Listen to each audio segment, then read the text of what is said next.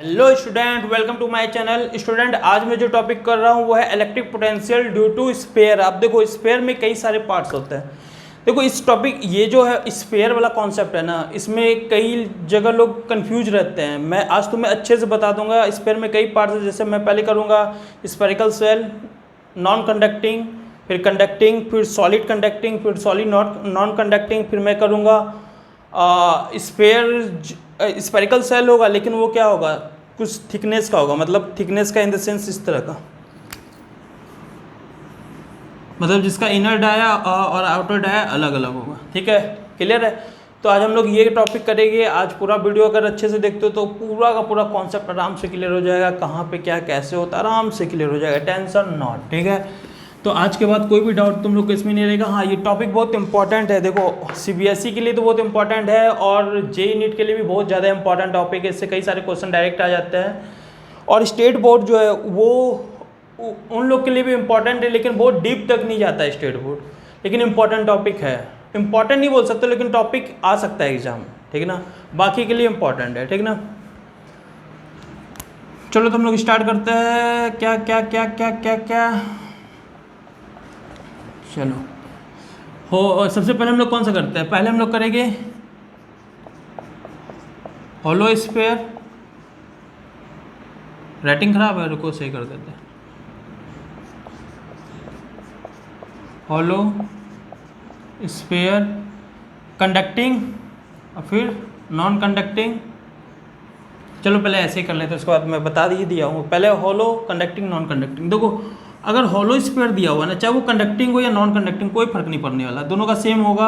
अगर charge Q दिया हुआ है सरफेस पे, स्फीयर है, चार्ज क्यू दिया हुआ है, स्फीयर है। ठीक है, ये रिंग नहीं, स्फीयर है। स्फीयर स्फीयर समझते हो ना? हाँ ठीक है, समझते हो। जैसे प्लास्टिक का बॉल हो गया, उस तरह का है। तो यहाँ पे पोटेंशियल जो होगा वो होगा के क्यू अपॉन आर, चाहे वो कंडक्टिंग हो चाहे वो नॉन कंडक्टिंग हो। बाहर की साइड में बता रहा हूँ, बाहर की साइड जो, जैसे ये स्फीयर है क्यू, अगर कोई बाहर की साइड पूछेगा, मान लो किसी भी पॉइंट किसी भी जगह पूछ सकता है, एक्स पे अगर पूछता है तो के क्यू अपॉन एक्स लिखोगे। सरफेस पे पूछेगा तो एक्स की वैल्यू क्या हो जाएगी, आर रेडियस। सरफेस पे पूछेगा तो एक्स की वैल्यू क्या हो जाएगी, रेडियस। तो ये क्या है, आउटसाइड सरफेस पे क्या होगा, बी एस का मतलब सरफेस, के क्यू अपॉन आर। ठीक है, यहाँ तक तो सब कुछ सेम चल रहा है जैसे अभी तक, पर बहुत सिंपल है। देखो अगर इसके अंदर पूछ दिया ना, किसके अंदर, होलो स्फीयर के अगर अंदर पूछ दिया ना, तो देखो ये प्रॉपर्टी है इसकी होलो स्फीयर की, कि जो सरफेस पे होगा वही इसके क्या होगा, अंदर होगा। जो इसके सरफेस पे होगा वही क्या होगा, इसके अंदर होगा। सरफेस पे इलेक्ट्रिक पोटेंशियल क्या है, के क्यू अपॉन आर। तो इसके किसी भी पॉइंट पे ले लो, यहाँ पे आ जाओ तो यहाँ पे पोटेंशियल क्या होगा, के क्यू अपॉन आर। यहाँ पे आ जाओ, के क्यू अपॉन आर। यहाँ पे आ जाओ, के क्यू अपॉन आर। तो होलो स्फीयर कंडक्टिंग हो या नॉन कंडक्टिंग हो, उसके अंदर, होलो स्फीयर के अंदर जो पोटेंशियल होता है वो remain constant, and that constant is equal to potential on its surface. और उसके सरफेस पे पोटेंशियल क्या है, के क्यू अपॉन आर। समझ में आया, के क्यू अपॉन आर। तो वो उसके सरफेस पे भी होगा, उसके अंदर भी होगा। इसमें कोई डाउट हो तो पूछ लो। ठीक है, समझ में आ गया क्या है, चाहे कंडक्टिंग हो चाहे वो नॉन कंडक्टिंग हो।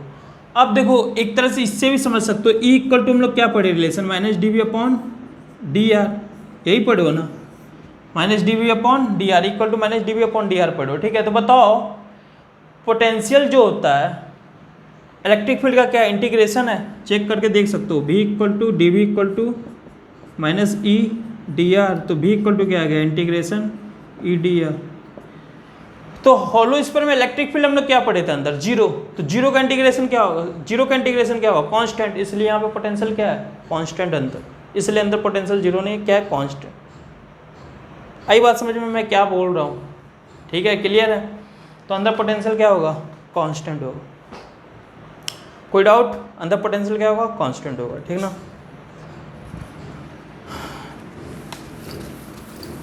तो ये तो हम लोग पढ़ लिए होलो स्फीयर, कंडक्टिंग और नॉन कंडक्टिंग। हाँ, इसका ग्राफ क्या बनेगा, ग्राफ भी मैं लगातार सबका एक साथ बना देता हूँ। इसका ग्राफ कुछ ऐसा बनेगा, देखो अंदर क्या है, यहाँ से यहाँ तक क्या है, आर इक्वल टू आर तक क्या है, एक्स इक्वल टू आर तक क्या है, कांस्टेंट। तो कांस्टेंट पोटेंशियल वर्सेज एक्स का ग्राफ बना रहे, दिख रहा है क्या सभी को? हाँ, तो यहाँ तक क्या है, कांस्टेंट, तो कांस्टेंट ऐसे, और वो कांस्टेंट किसके इक्वल है, के क्यू अपॉन आर। उसके बाद इन्वर्सली का ग्राफ, क्योंकि बताया ना उसके बाद क्या हो जाएगा, के क्यू अपॉन एक्स भी इक्वल टू, तो ये बन गया तुम्हारा ग्राफ। ये हॉलो क्लियर, कोई doubt? No sir. Okay, hollow sphere हो गया। अब हम लोग क्या करते हैं, hollow sphere conducting non conducting हो गया। देखो सॉलिड कंडक्टिंग जो है ना, सॉलिड और क्या कंडक्टिंग, सॉलिड कंडक्टिंग में देखो क्या होगा, ये उसी तरह काम करेगा जो हॉलो स्फीयर कर रहा था, सर क्यों? क्योंकि देखो अगर ये कंडक्टिंग है तो इसके अंदर चार्ज रह नहीं सकता, ये बात हम पहले ही बताया। अगर ये कंडक्टिंग है तो इसके अंदर चार्ज रह ही नहीं सकता। रीजन क्या है, क्योंकि ये कंडक्टर है, कंडक्टर के अंदर इलेक्ट्रिक फील्ड क्या होता है, जीरो। अगर इसके अंदर चार्ज है तो अगर गॉसियन सरफेस बनाओगे तो यहाँ पे फ्लक्स क्या होगा, क्यू अपॉन एप्सिलॉन नॉट। अगर फ्लक्स है तो इलेक्ट्रिक फील्ड भी होगा वहाँ पे, ठीक है। और मेरे को पता है कंडक्टर के अंदर इलेक्ट्रिक फील्ड क्या होता है, जीरो। इसका मतलब अंदर चार्ज, फ्लक्स भी क्या होगा, जीरो। फ्लक्स अगर जीरो तो अंदर चार्ज भी क्या होगा, जीरो। तो ये चार्ज जाता कहाँ, जैसे किसी भी कंडक्टर में, चाहे वो होलो हो चाहे वो सॉलिड हो, अगर तुम चार्ज देते हो तो अंदर भी चार्ज दोगे तो तुरंत कहाँ भाग जाएगा, बाहर चला जाएगा। कहाँ चला जाएगा, सरफेस पे चला जाएगा। कहाँ चला जाएगा, सरफेस पे चला जाएगा। सरफेस पे चला जाएगा तो बताओ, मेरे को तो चार्ज से मतलब था ना, तो चार्ज तो बस बाहर है, अंदर तो खोखला है। खोखला इन द सेंस ये नहीं कि मटेरियल से खोखला, नहीं, चार्ज से वो क्या है, खोखला। तो हम लोग तो इलेक्ट्रिक फील्ड में बस चार्ज का कॉन्सेप्ट पढ़ रहे हैं ना। तो बताओ पूरा का पूरा चार्ज जब बाहर चला गया तो ये एक तरह का क्या हो गया, हॉलो स्फीयर हो गया, जिसमें चार्ज सभी क्या बाहर है। तो जो कॉन्सेप्ट अभी पढ़ो ना इससे पहले, हाँ, कंडक्टिंग सेल का और नॉन कंडक्टिंग सेल का, हॉलो स्फीयर का जो कॉन्सेप्ट पढ़े वही सेम कॉन्सेप्ट सॉलिड कंडक्टिंग का भी होगा, सॉलिड कंडक्टिंग का भी होगा, ठीक है। सेम ग्राफ सब कुछ सेम। सॉलिड कंडक्टिंग हो तो भी वही किसकी तरह काम करेगा, वो हॉलो के ही तरह काम करेगा। हाँ, तो इंपॉर्टेंट क्या अब हम लोग करने जा रहे हैं, क्या सॉलिड नॉन कंडक्टिंग से पहले ना ये हम लोग कर लेते हैं, क्या कर लेते हैं, ये वाला, जिसमें कि थिक सेल हो। थिक सेल का मतलब उसका कुछ ना कुछ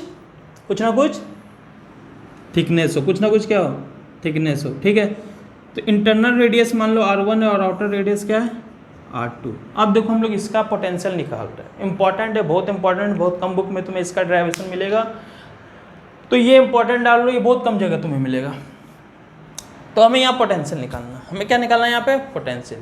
अब देखो हर एक चार्ज का जो डिस्टेंस है ना, R नहीं है। हॉलो स्फीयर में हर एक चार्ज का डिस्टेंस R था। बताओ यहाँ पे है क्या, यहाँ पे जो चार्ज होगा उसका कुछ ये होगा, यहाँ पे जो चार्ज होगा उसका ये होगा, यहाँ पे जो चार्ज होगा उसका ये होगा, यहाँ पे जो चार्ज होगा उसका ये होगा।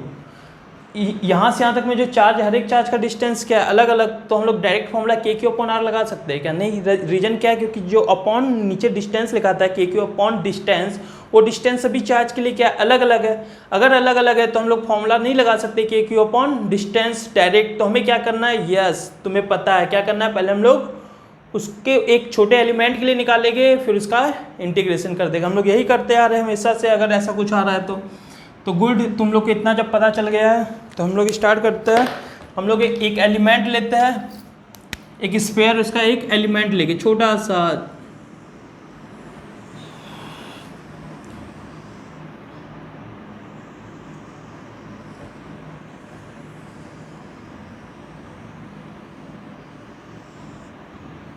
dx, जिसका क्या हो, dx क्या हो, थिकनेस, और कितने डिस्टेंस पे लेंगे, x पे। ये सब हम लोग पहले पढ़े, पहले एलिमेंट्री लेते फिर उसको हम लोग बताते कितना डिस्टेंस पे लिए। दिख रहा है सभी को। अब हम लोग इसके कारण यहाँ पे पोटेंशियल निकालते हैं। अब बताइए ये जो थिकनेस लियो बहुत छोटा है, तो हर एक चार्ज का ऑलमोस्ट डिस्टेंस क्या x ही होगा ना, x होगा। तो अब इस पूरे रिंग में, अब ये मान लो इसमें जो चार्ज डेंसिटी था, ये क्या था, स्फीयर, इसमें चार्ज डेंसिटी मान लो रो था। रो क्यों बोल रहे हो सर, इसमें सिग्मा क्यों नहीं बोल रहे हो, मैं बताता हूँ क्यों बोल रहा हूँ ये बात। देखो क्या है ना, सुनो बात, किससे समझा, जैसे यही मान लो ये, इसके पास थोड़ा सा थिकनेस है, हल्का सा थिकनेस है। तो अब बताओ ये जो थिकनेस है, इसमें वॉल्यूम में भरा हुआ है कि एरिया में, वॉल्यूम ना, क्योंकि इसके पास थिकनेस है। जैसे ये देख लो ना, तुम ये देख लो, जैसे ये देख लो, ये ठीक है, अब ये जो दिख रहा है इसका एक थिकनेस है, तो बताओ इसमें जो मास भरा हुआ है वॉल्यूम में भरा हुआ है कि एरिया में? क्या है? वॉल्यूम में भरा हुआ है ना, तो क्या लोगे? रो ये सिग्मा रो लोगे ना। समझ में आया मैं क्या बोल रहा हूँ? तो ये जो थिकनेस है ये पूरा का पूरा अंदर भी भरा हुआ है ना। अंदर जब भी भरा हो मटेरियल तो उसको हम लोग क्या लेते हैं? सिग्मा या रो लेते हैं ना। वॉल्यूम चार्ज डेंसिटी लेते हैं ना, अंदर भी भरा हुआ है तो हम लोग क्या लेंगे? वॉल्यूम चार्ज डेंसिटी लेंगे। जैसे टायर देख लो ना, टायर में हवा अंदर भी भरा रहता है, तो हवा जो है वॉल्यूम में भरा हुआ है कि एरिया में? वॉल्यूम में भरा हुआ है, तो यहाँ पे भी हम लोग क्या लेंगे? वॉल्यूम ही लेंगे। क्लियर है? बात समझ में आ गया? क्लियर है? तो हम लोग क्या लेंगे? वॉल्यूम में लेंगे। क्लियर है? ये बात तो समझ में आ गया होगा।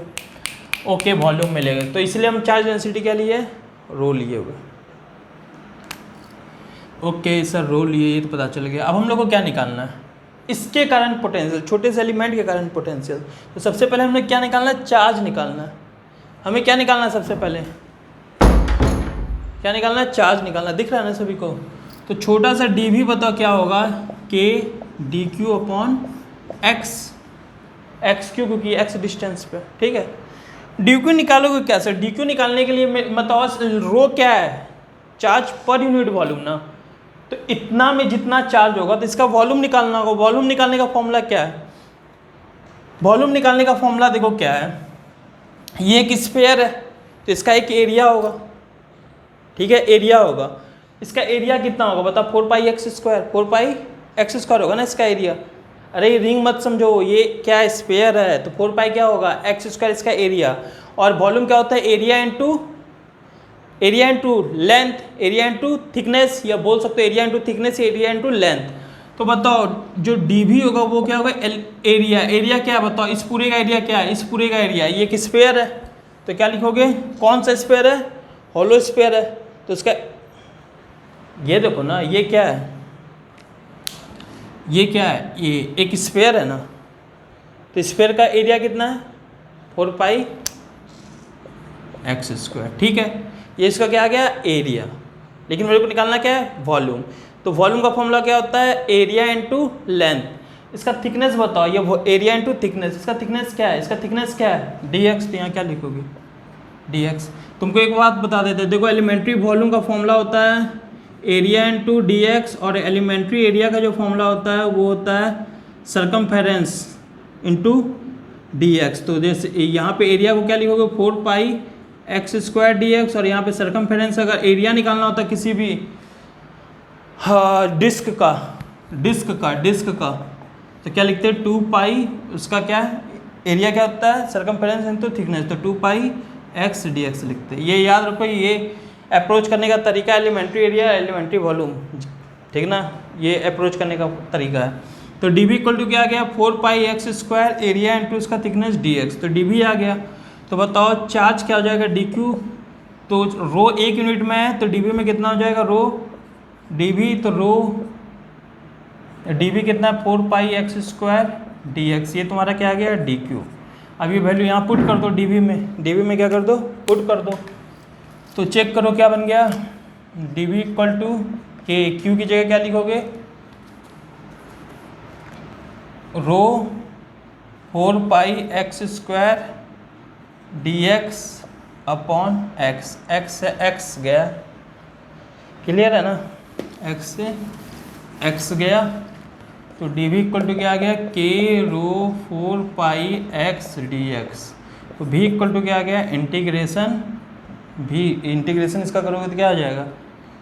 k p 4πx dx। Okay, constant को बाहर करो तो k कांस्टेंट है, p कांस्टेंट। ये p कहाँ से आ गया? रो है ना, रो कांस्टेंट है, 4π कांस्टेंट है, तो इंटीग्रेशन क्या होगा? x dx का। लिमिट बता दो बच्चों, कहाँ से कहाँ तक? बताओ ये कहाँ से कहाँ तक है? ये जो है थिकनेस कहाँ से, इसका जो ये सॉलिड स्टार्ट हो रहा है कहाँ से कहाँ तक? यहाँ से यहाँ तक ना। उसके अंदर तो खोखला ही है ना, इम्पटी है, हॉलो है, तो यहाँ से यहाँ तक है। तो हम क्या लिखेंगे? R1 से कहाँ तक? यहाँ से यहाँ तक। तो ये R1 और ये R2, R1 से R2 तक। तो बताओ v इक्वल टू क्या आ गया बच्चों? k रो 4π दिख रहा है ना सभी को?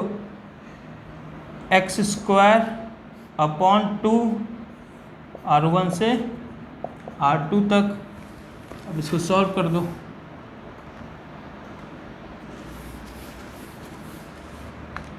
तो v इक्वल टू बताओ क्या आ गया, k रो 4 पाई अपॉन 2 को बाहर कर दिया, 2 को अपन बाहर करते हैं तो एक्स स्क्वायर R1 R2, तो बताओ v इक्वल टू क्या आ गया, k रो 4 पाई अपॉन 2 R2 का square upper limit minus lower limit, ये तो जानते होगे तुम लोग, ठीक है। तो यही तुम्हारा फॉर्मूला है। अगर k को ओपन करोगे तो k को क्या लिखोगे, 1/4 पाई एप्सिलॉन नॉट, यही जानते हो ना, 4 पाई अपॉन 2 R2 का स्क्वायर माइनस R1 का स्क्वायर, तो 4 पाई से 4 पाई गया तो v इक्वल टू क्या आ गया तुम्हारा, rho upon 2 epsilon not R2 का स्क्वायर माइनस R1 का स्क्वायर, यही फॉर्मूला होता है। और ये लिख लो तुम लोग, बहुत इम्पोर्टेंट है,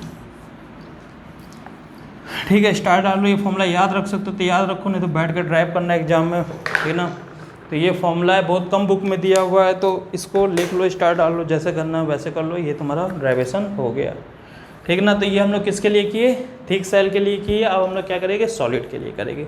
सॉलिड क्या, नॉन कंडक्टिंग, सॉलिड क्या, सॉलिड क्या, नॉन कंडक्टिंग, ठीक है, क्लियर है। तो हम लोग इरेज करते हैं, ये रिजल्ट देखो। अब हम सॉलिड के लिए यूज कैसे करते हैं, ध्यान देना। अब हम लोग सॉलिड नॉन कंडक्टिंग करने जा रहे हैं।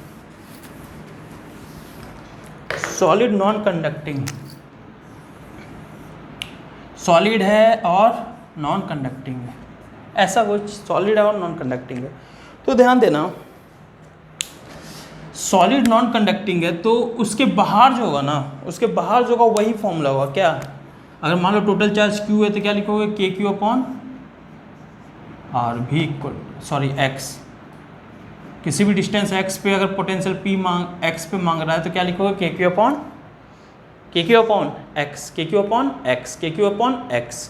अगर रो दे दिया हो तो फिर सर क्या करेंगे, सिंपल सी बात है, रो दिया है तो q को चेंज कर लो ना, k अपॉन x, तो क्या लिखोगे, q इक्वल टू रो क्या है, 1 यूनिट वॉल्यूम में कितना चार्ज है, रो, तो पूरे वॉल्यूम में क्या होगा, तो रो इंटू इसका वॉल्यूम, इसका नहीं x, इसका नहीं, इसका चार्ज तो इसके अंदर है ना, इसका रेडियस क्या है r, तो क्या लिखोगे 4/3 पाई r क्यूब। समझ में आया। चार्ज इक्वल टू क्या होगा, रो इंटू इसका वॉल्यूम लोगे ना, इसके अंदर चार्ज है ना, वो तो पी एक्स पे, वो तो अलग चीज़ है, एक्स पे चार्ज यहाँ तक थोड़ी ना भरा हुआ है कि तुम बोलोगे सर एक्स लेना था, नहीं, चार्ज तो इसके अंदर है ना, तो क्या लिखोगे, q equal to rho into इसका वॉल्यूम ना, जिसके अंदर चार्ज है, चार्ज तो इसके अंदर है बस इतने में, तो 4/3 पाई r क्यूब अपॉन एक्स, ठीक है, क्लियर है सभी को। तो ये बाहर तो ऐसे होगा, अब अंदर में कॉन्सेप्ट है, अंदर में थोड़ा सा दिमाग लगाना है। बाहर हो या सरफेस पे हो, फिर सरफेस पे भी वही होगा, के क्यू अपॉन आर बस आ जाएगा। अंदर क्या होगा, तो अंदर के लिए हम लोग पीएचडी थोड़ा करते हैं। देखो ये मान लो एक हॉलो स्फीयर है, तो किसी भी पॉइंट, किसी भी एक्स डिस्टेंस पे कितना होगा, यहाँ पॉइंट पी अगर है तो क्या होगा, ओके, यहाँ पॉइंट पी है तो क्या होगा। तो अब देखो यहाँ पे अगर पूछ रहा है पॉइंट पी अगर इस यहाँ पर है तो कितना होगा, रो इसका चार्ज डेंसिटी अगर है, पॉइंट पी पे पूछ रहा है तुमसे, ठीक है। तो ध्यान देना, इसके कारण पोटेंशियल दो कारण के लिए होगा, ध्यान दो सभी। पोटेंशियल जो होगा टोटल V1 प्लस V2, आप बता रही है क्या है V1 V2। V1 क्या है, देखो एक सिंपल सा कॉन्सेप्ट है, बहुत ईजी है, बोलोगे सर ये तो बहुत ईजी था, इसका रेडियस कितना था r, ठीक है। ये देखो यहाँ पे पूछा हुआ ना, तो इसको एक बनाओ ऐसे, तो यहाँ पे दो स्फीयर दिख रहा है, देखो दो चीज़ है, एक तो ये सॉलिड, इसके कारण यहाँ एक पोटेंशियल होगा, और एक देखो, एक तो ये है सॉलिड जिसका रेडियस क्या दिख रहा है, x दिख रहा है, और दूसरा क्या है, इसको अगर निकाल दो यहाँ से तो ये क्या बन जाएगा, इसको अगर निकाल दो यहाँ से तो ये क्या बन जाएगा, अगर इसको ये वाला पार्ट को, जो रेड वाला पार्ट है उसको निकाल दोगे तो ये बन जाएगा ना, ये बन जाएगा, और जिसका कि इनर रेडियस क्या है x और आउटर रेडियस क्या है, बताओ बताओ, समझे। इसको अगर निकाल दोगे, इस पूरे को अगर निकाल दोगे तो ये बन जाएगा। तो इसके कारण जो पोटेंशियल पॉइंट P पर है, इसके कारण जो है उसको हम पोटेंशियल V1 माने, इस पॉइंट P पे क्या माने, V1, किसके कारण, इसके कारण यहाँ पे क्या है V1, और अगर इसको निकाल दोगे तो पॉइंट P पे क्या है, इसको निकाल दोगे, अगर इसको निकाल दोगे तो एक ये बन जाएगा ना, तो इसके कारण भी तो पोटेंशियल है, इसके कारण भी तो यहाँ पोटेंशियल है पॉइंट पी पे, उसको हम क्या मानेंगे V2। देखो दो चीज़ है, एक को हम ब्लू से बनाते हैं, देखो एक ये रेड वाले के कारण जो पोटेंशियल है वो क्या है तुम्हारा V1, और ब्लू वाले के कारण जो पोटेंशियल है वो क्या है V2। तो ये बताओ रेड वाला वहाँ V1 और ब्लू वाला V2, तो दोनों के कारण हम लोग यहाँ पोटेंशियल निकालते हैं। दोनों में तुम PhD कर चुके हो, बताओ कैसे। देखो x के कारण तुम्हें पता, अभी हम लोग पढ़े सॉलिड अगर हो तो क्या लगाते हैं डायरेक्ट KQ/x, कहाँ पे सरफेस पे और बाहर। तो बताओ इस सॉलिड का रेडियस कितना x, तो यहाँ क्या लिखोगे KQ/x। ओके सर, रो के टर्म में लिखिए, रो के टर्म में लिखिए तो क्या लिखोगे 4/3 पाई x³ वॉल्यूम इंटू रो। ये तुम्हारा क्या बन गया V1, यही बन गया ना 4/3 पाई x³ अपॉन रो, x से x गया तो V1 इक्वल टू तुम्हारा क्या गया k को भी ओपन कर देते, k की वैल्यू क्या होती है 1/4 pi epsilon not 4/3 pi x² रो। 4 पाई से 4 पाई गया तो what is the value of V1। V1 की वैल्यू क्या आ गई बच्चों, देखो देखो देखो देखो x² rho upon 3 epsilon not, ये आया तुम्हारा क्या V1। ये किसके कारण, इसके कारण, बहुत ईजी था ये तो निकालना। अब इसके कारण, तो इसके कारण तुम फॉर्मूला पढ़े हुए हो, वो क्या है V = rho upon 2 epsilon not. ये वही बन गया ना, थिक सेल बन गया जिसका कोई थिकनेस हो, फाइनाइट थिकनेस हो, जिसका इनर रेडियस क्या है x और आउटर रेडियस क्या है r। तो यहाँ तुम क्या लिख सकते हो रो अपॉन 2 एप्सिलॉन नॉट। इसमें हम लोग R2 क्या था, R2 क्या था बताओ, बाहर वाला, और R1 क्या था अंदर वाला। तो इसका अंदर वाला रेडियस क्या है x, तो R1 की जगह क्या लिख दोगे x1 का स्क्वायर। देखो ना इसका इनर क्या है x और आउटर क्या है r, आउटर की जगह क्या लिखोगे r। वीडियो को फिर से देख लेना अगर नहीं समझ में आ रहा है तो, बहुत सिंपल सा टॉपिक हम समझा रहे हैं, सिंपल उतना भी नहीं है। दो स्पेयर है ना, तो एक तो सॉलिड स्पेयर, उसके कारण क्या हुआ KQ/r, किस पे सरफेस पे, सरफेस पे KQ/r होता है। और एक देखो ना ये स्पेयर के सेंटर पे चाहिए था, इस स्पेयर को दो पार्ट में कवर कर दिए, एक ये रेड और एक ब्लू। रेड का ये क्या है सरफेस पॉइंट P, और ब्लू का क्या है ये वाला पॉइंट। तो इसके कारण KQ/x होगा, और इसके कारण जो होगा ये फॉर्मूला हम लोग अभी बनाए हुए थे, इससे पहले ड्राइव किए हुए हैं। बस इसका इनर रेडियस क्या है x और आउटर रेडियस क्या है r। तो इनर रेडियस क्या लिखे x और आउटर रेडियस r। अब ये क्या है तुम्हारा बन गया V2, और V टोटल पोटेंशियल क्या है V1 प्लस V2। देखो जो इसका रिजल्ट आएगा ना उसको तुम याद कर लेना, ज़्यादा बेटर रहेगा। तो टोटल हमारा क्या आ गया पोटेंशियल बताओ V1 प्लस V2। तो बताओ V = क्या आ गया V1, V1 कितना है रो x² 3 epsilon not plus rho upon 2 epsilon not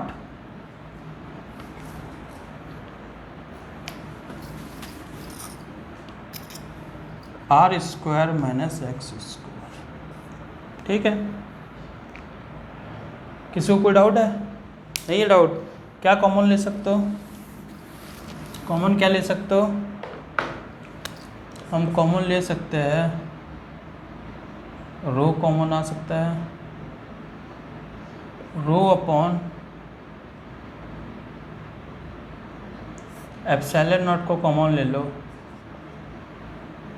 तो यहाँ पे क्या बन जाएगा x² upon 3 r² upon 2 minus x² upon 2। तो देखो क्या बन गया ये रो अपॉन एप्सिलॉन नॉट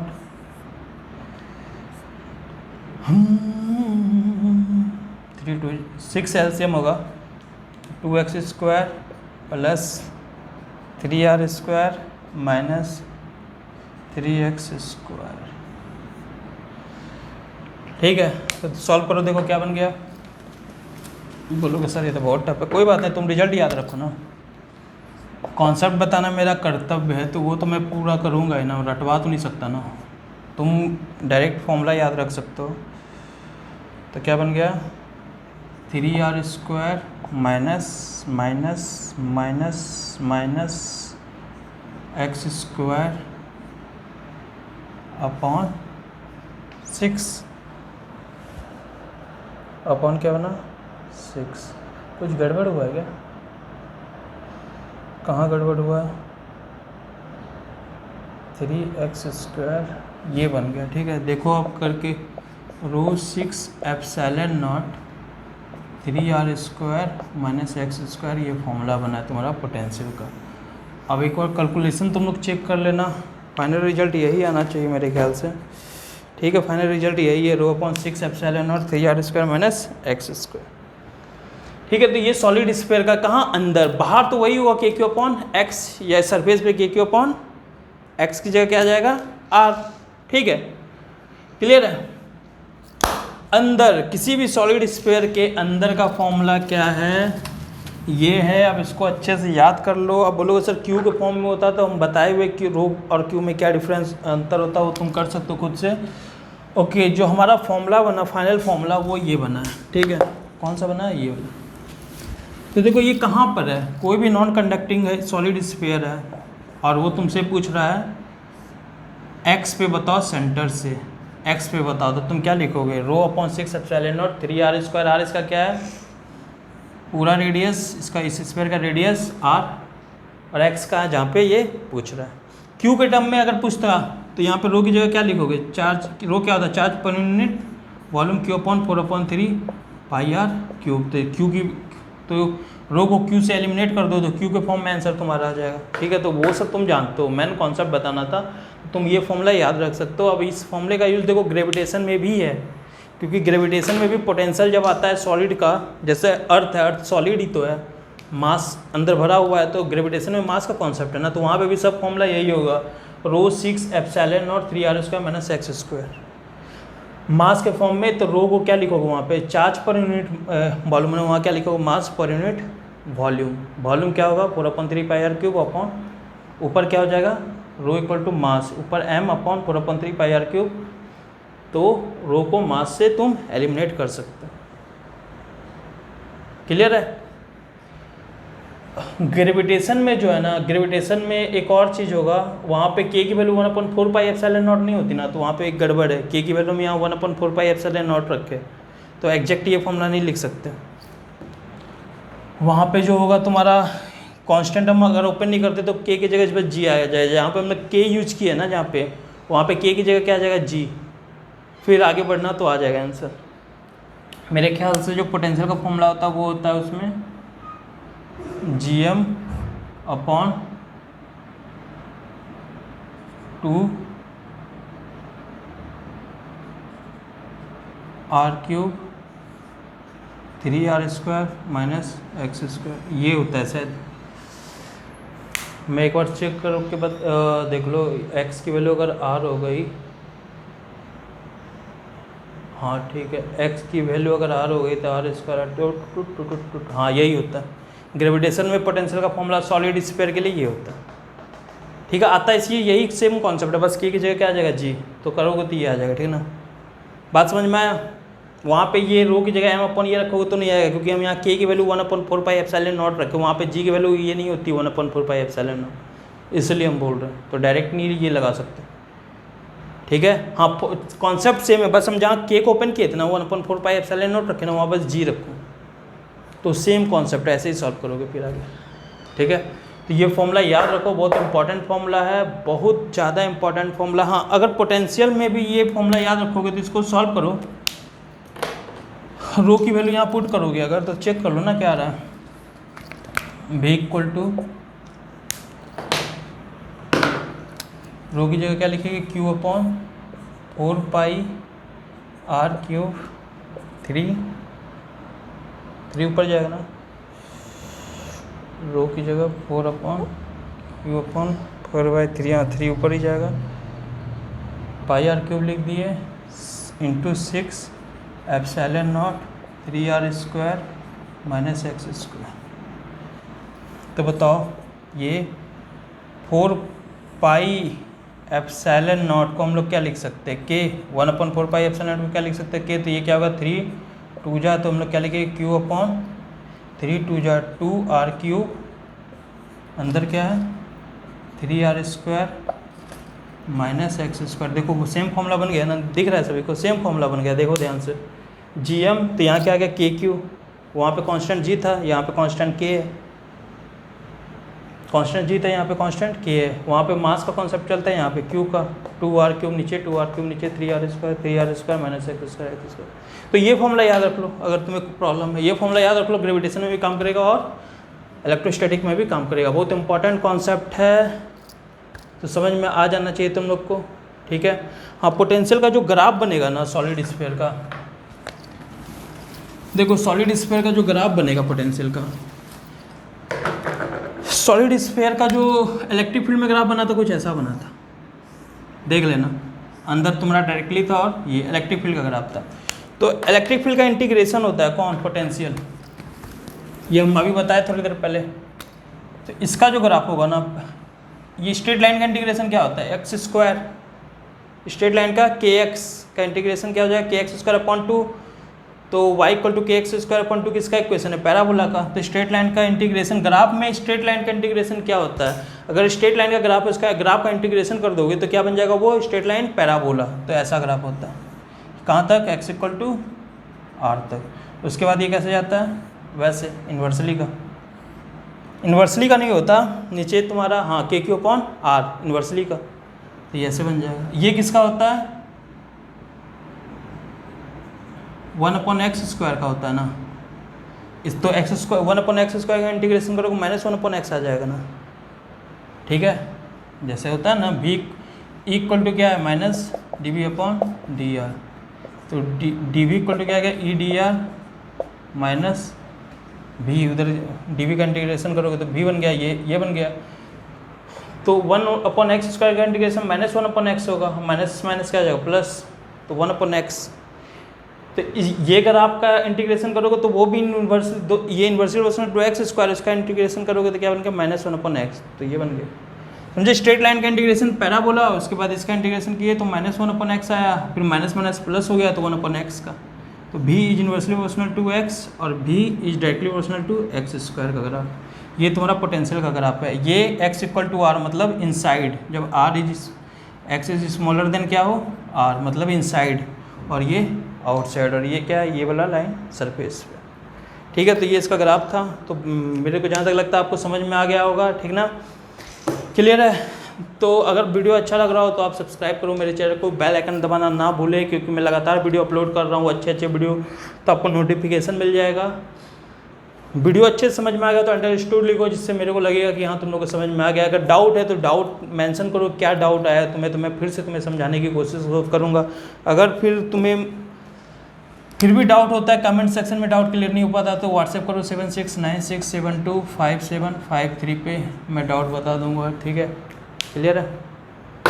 तो अब हम लोग मिलते हैं नेक्स्ट लेक्चर में, तब तक के लिए बाय बाय, टेक केयर, जय हिंद जय भारत।